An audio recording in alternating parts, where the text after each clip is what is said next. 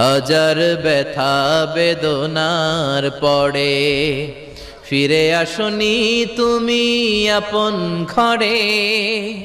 দিনের আলো তুমি ছড়িয়ে দিতে চলে গেলে মদিনায় মক্কা ছেড়ে।